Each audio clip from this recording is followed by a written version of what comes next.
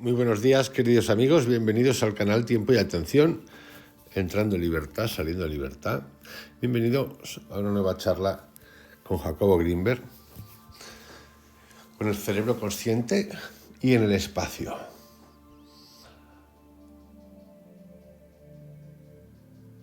Ayer, el último podcast de Jacobo tuvo que ver con el espacio como red energética, el anterior el espacio, y hoy con qué vemos incluso con entrenamiento, abriendo puertas hacia el más allá.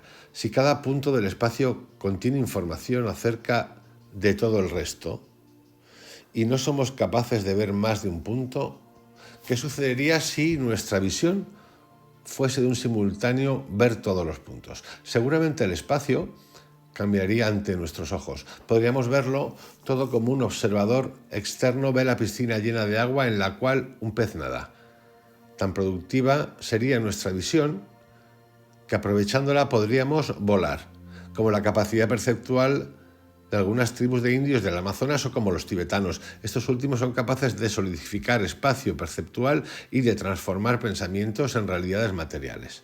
Esto lo cuenta John Coke en un libro que se llama Comunicación Personal de 1976. Pero esto no debe asombrarnos, ya que los objetos materiales que vemos son en realidad producto de nuestro pensamiento. Volviendo al espacio, la visión simultánea de sus puntos de organización nos haría dueños de una capacidad extraordinaria en nuestra vida humana. Sería posible, con esta división, ver las influencias directas de un evento espacial sobre otro.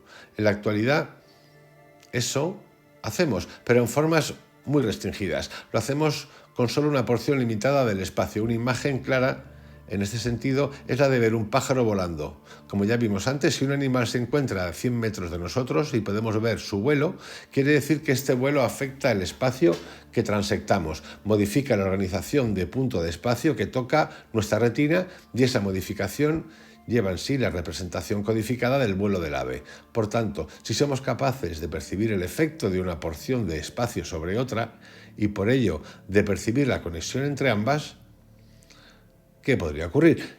Pero el vuelo del ave no solo modifica la porción del espacio que vemos, sino todo el espacio. Si al pájaro lo conceptualizamos como un punto matemático en movimiento, todo alrededor de ese punto cambia en su organización por ese movimiento. En realidad es como si a partir de este punto del espacio se expandiesen esferas de cambio afectando el espacio en todas sus dimensiones. Si fuésemos capaces de ver en formas simultáneas todos los puntos del espacio de la misma forma que vemos uno, lo que aparecería a nuestra vista serían esas esferas en expansión alterándolo todo. De nuevo, la imagen del agua es adecuada. Una piedra cayendo en el centro de un estanque forma ondas circulares que se expanden en todas direcciones. Cuando la piedra se sumerge en el líquido, todas y cada una de las zonas de este último son alteradas por el movimiento de la piedra. Lo mismo sucede en el espacio, pero no somos capaces de verlo. Y no lo somos porque la organización del espacio transparente es tan compleja que desafía los procesos de decodificación que poseemos. En realidad, ver un objeto material es posible por la sencilla razón que este es una alteración de la organización del espacio en varios de sus puntos simultáneamente. Es como si un gran espacio disminuyera la sinergia en su organización o se simplificara de tal forma que nuestros mecanismos cerebrales lograran decodificarlo. La visión de un espacio materializado es precisamente la visión simultánea de varias porciones sinérgicamente organizadas. La posibilidad de detectar esa sinergia en el espacio transparente nos haría percibir lo que ese espacio esconde detrás de su transparencia. Y esto, queridos amigos, el ser humano como tal no puede hacerlo con lo que tenemos material biológicamente, pero sí lo podemos hacer con la mente. Quiero hacer hincapié en que la materialización del espacio no es un evento esotérico, sino que, por lo contrario, constituye la forma normal y cotidiana de ver los objetos. Solamente una extensión de esa capacidad normal es la que nos permitirá percibir lo que en otras edades, niveles y culturas era percepción normal. Esto es, la extensión de la materialización perceptual hacia el espacio transparente. Esto lo explica también muy bien Jacobo en los mundos chamánicos mexicanos cuando habla de Pachita, esos niveles de interacción espacial en los que entraba.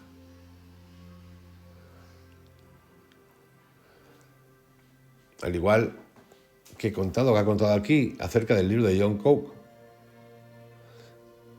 y los budistas tibetanos, capaces de solidificar espacio perceptual y de transformar pensamientos en realidades materiales, también esto ha existido en la alquimia.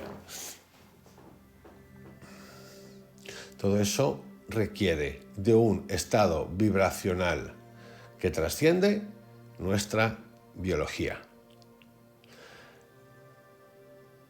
Digamos que con el tiempo el ser humano, con el acontecer civilizatorio, ha ido perdiendo estas esencias que estaban en la mente y siempre han estado en la mente y que ahora están más escondidas que nunca. Es más que escondidas, están dopadas, nos las han dopado, nos las hemos autodopado nosotros permitiéndolo. Esa libertad, esa visión que el ser humano teníamos antes, hace muchísimos millones de años, con el tiempo, con nuestro orden, se perdió. Hasta aquí hemos hablado del espacio dado por percepción visual y hemos desarrollado ciertos conceptos basados en la abstracción de este procesamiento visual. Pero obviamente el espacio no solo es organización luminosa, esto ya lo mencionó Jacobo al hablar de la restricción de la sensibilidad de nuestros receptores retinianos, sino que también está organizado por partículas químicas viajantes, olores y viento, por lo menos el espacio atmosférico. Similares, aunque más restringidas, cogniciones se aplican al estudio de la organización del espacio olfativo o al de partículas elementales y ondas de radio. Dada la cantidad increíblemente grande de información que cada punto o porción del espacio contiene, es predecible que un entrenamiento adecuado en la decodificación y análisis de la misma incrementaría en varios órdenes de magnitud la capacidad cognoscitiva y perceptual del hombre. El cerebro está organizado por circuitos neuronales complejos que han alcanzado su desarrollo actual después de millones de años de evolución. Todo está previsto en el cerebro para decodificar y analizar el espacio en la forma como lo hacemos actualmente. Es posible considerar a la organización cerebral como una especie de materialización lógica del espacio. Al menos, esta consideración es adecuada si tomamos en cuenta la forma como el cerebro ha evolucionado. Un ejemplo es la retina. Su tamaño y funciones lógicas se han determinado en mayor o menor medida por la forma en la que el espacio está organizado. La porción de espacio que es capaz de activar los circuitos retinianos no es azarosa en sus dimensiones. Bastaría con que la retina fuese el doble o triple del tamaño actual para que la percepción del mundo se alterara significativamente. Probablemente, tales incrementos en dimensiones retinianas provocarían visiones duplicadas o triplicadas de objetos. Esto sería así, necesariamente, si el resto del sistema visual no concentrara algorítmicamente la información visual. Aun el tamaño actual de la retina debería, al menos teóricamente, producir visiones hiperduplicadas de los objetos, porque el mínimo tamaño del espacio, suficiente para contener la información que manejamos, es muchas veces menor que el tamaño retiniano. De hecho, la salida retiniana lleva información redundante del universo. Esta información no es percibida como redundante, porque las porciones centrales del sistema nervioso, operaciones de inclusión, manejan la redundancia hasta lograr que ésta no sea percibida como tal. La prueba de la redundancia de información óptica es el hecho de que una lesión del 98,5% de las fibras del nervio óptico no es suficiente para afectar la discriminación perceptual compleja, por ejemplo, en un gato. Esto lo cuenta Frommer y Galambos en 1966. Ahora y más adelante, Jacobo nos cuenta que va a analizar la forma como la redundancia de información es manejada neuronalmente para dar lugar a una experiencia unificada. Baste decir aquí que una de las características sobresalientes del manejo cerebral de la información son las llamadas operaciones de inclusión por convergencia. En estas, señales dispersas transmitidas a través de muchos canales neuronales son concentradas en unidades convergentes, de tal forma que en estos últimos se desarrollan códigos neuronales lógicos que contienen en forma concentrada lo que antes de su activación era información dispersa y redundante. Este manejo inclusivo es una extensión cerebral de las operaciones inclusivas naturales. Estas han acompañado la evolución de sistemas complejos como una fuerza o energía constante y siempre activa. Esta misma fuerza es la que formó la primera unidad inclusiva, el átomo, a partir de la organización de un conjunto de partículas elementales. Más adelante, contribuyó a organizar varios átomos en una nueva unidad de inclusión, la molécula. De aquí, los compuestos complejos surgieron como nuevas unidades de inclusión. La célula representa una etapa grandiosa y emergente en este mismo proceso. Formada por millones de elementos sabiamente organizados, la célula como unidad inclusiva, gestáltica e hipercompleja, lleva consigo una propiedad no contenida en sus elementos constitutivos, lo que denominamos vida. El mismo proceso inclusivo hizo que una organización celular compleja diese lugar a una nueva unidad inclusiva, el tejido. De aquí, en orden ascendente, el órgano y por último el organismo todo. Cada nivel de inclusión representa la aparición de propiedades nuevas no contenidas en los tabiques que lo forman. La consciencia, como propiedad emergente, sería el pináculo de toda una organización inclusiva. Y quizá sea de todas ellas la más desconocida y la más difícil de acceder. Porque a todas las demás, digamos que la ciencia ha llegado bastante bien.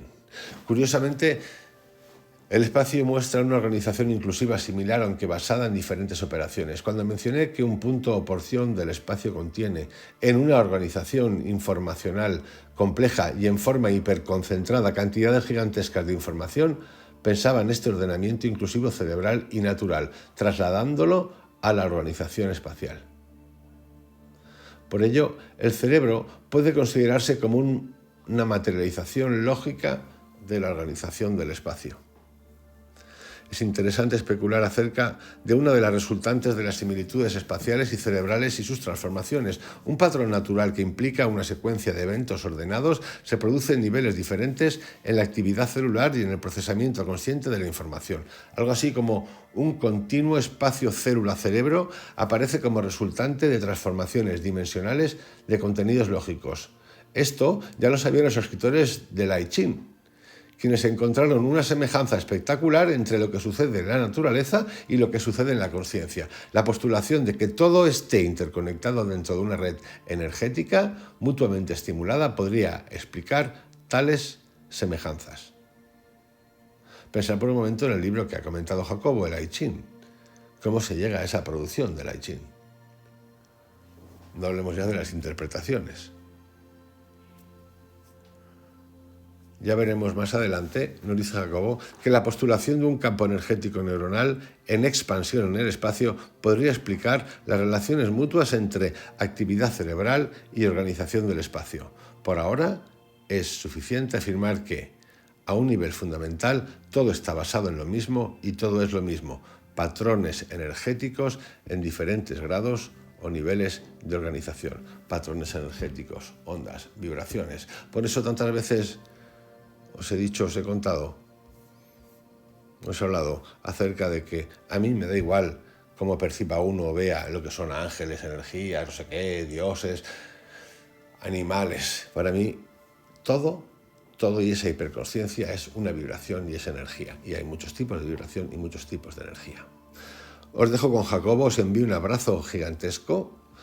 El próximo capítulo vamos a entrar a una conjunción en la que entra el tiempo ya. Tiempo y espacio. Un abrazo grande. Hasta mañana, queridos amigos.